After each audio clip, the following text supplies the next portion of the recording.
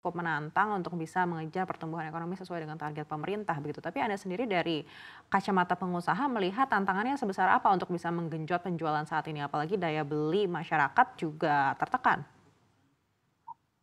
Ya, itu memang yang paling utama itu kan kalau dari pelaku usaha itu kan demand ya. Demand itu yang harus dipertahankan. Sebab kalau tidak ada demand, maka ya kita mau produksi apa? Nah, untuk demand itu kan ada dua pasar yang penting bagi kita. Satu pasar luar negeri, satu tentu pasar dalam negeri. Pasar luar negeri itu pengaruhnya kan macam-macam ya. Ada pengaruh global, ada pengaruh geopolitik yang terjadi ya.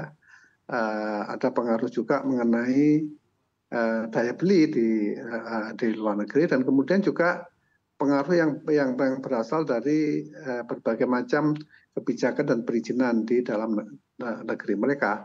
Sehingga kadang-kadang kita terhambat oleh kalau yang lain-lain sifatnya given, tapi kadang-kadang ada aturan-aturan yang memang dengan sengaja digunakan untuk menghambat masuknya barang kita ke pasar mereka. Dan ini tentu memerlukan selain pengusaha itu harus melakukan terobosan tertentu, tetapi pemerintah juga harus membantu ya melakukan negosiasi dengan negara tujuan kita. Itu yang utama.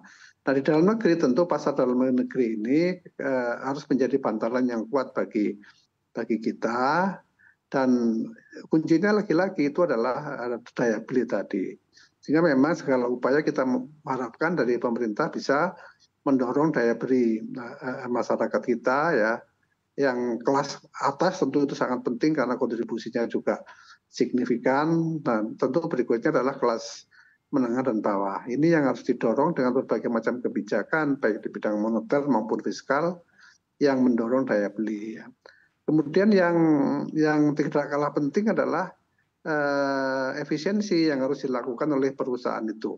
Bagaimanapun juga kalau biayanya itu membengkak, maka harga jual kita juga akan naik. Kalau naik tentu akan sulit bagi pasar kita.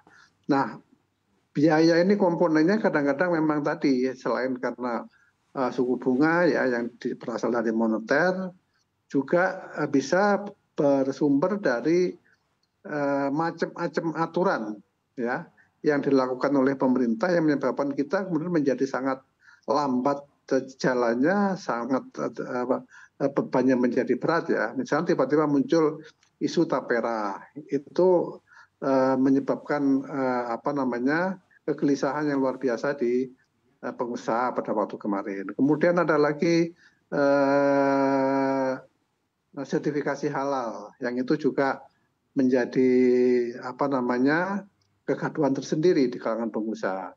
Nah, belakangan ini ada misalnya undang-undang kesehatan ya yang kemudian mewajibkan nantinya makanan yang mengandung gula, mengandung lemak, mengandung garam itu akan dibatasi sedemikian rupa ya yang tentu akan pelaksanaannya di lapangan itu akan sulit ya.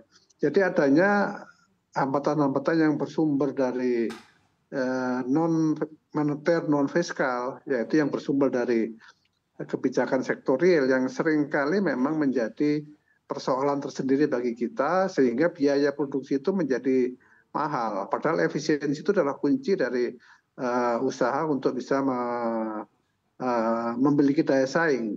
Kita punya undang-undang Cipta Kerja yang kemarin sudah berubah menjadi Perpu, itu tapi di lapangan tidak seindah yang dikonsepkan gitu. Masih terjadi banyak sekali gap ya yang mestinya dipermudah juga cenderung sekarang itu menjadi lebih sulit gitu ya. Belum lagi antar pemerintah pusat dengan pemerintah daerah yang tidak sinkron ya, tidak smooth hubungannya. Nah, semua ini menyebabkan ekonomi biaya tinggi yang tentu menjadi persoalan tersendiri bagi kita untuk bisa menyongsong kemajuan ekonomi yang lebih baik ke depan. Di tengah sentimen geopolitik yang juga cukup membawa volatilitas di global begitu, seefektif apa regulasi-regulasi dari pemerintah ini bisa mendorong pertumbuhan ekonomi kita di dalam negeri? Apalagi kita tengah berada dalam transisi pemerintahan saat ini. Kalau pertama ya, kalau kita bicara tentang bagaimana kebijakan pemerintah, mungkin kita bicara kebijakan fiskalnya dulu ya. Dari pasar modal sih beberapa hal sudah dilakukan ya oleh pemerintah. Misalnya pada saat rupiah terdepresiasi cukup dalam, kita lihat dalam 4 kali global bond terakhir itu dilakukan pada saat rupiah terdepresiasi. Dalam artian, dalam tanda kutip kita bisa bilang bahwa global bond yang kita terbitkan itu juga bisa jadi salah satu stabilisator dari rupiah. Yang kedua mungkin hal yang juga perlu dilakukan, yang sudah dilakukan oleh pemerintah adalah khususnya kebijakan moneter ya. Dari Bank Indonesia mungkin dengan mendorong adanya likuiditas di pasar modal. Salah satu bentuknya dalam bentuk SRBI. Saya pikir ini juga sudah menjaga yield dari atau cost of fund dari pasar modal, khususnya dari corporate bond dan juga government bond di Indonesia cukup terjaga. Saya pikir dua hal ini juga sudah cukup baik ya. Ditambah juga dengan kemudahan untuk masuk ke pasar modal dan seterusnya. Tapi ya di sektor real mungkin ada beberapa hal juga yang perlu kita lihat.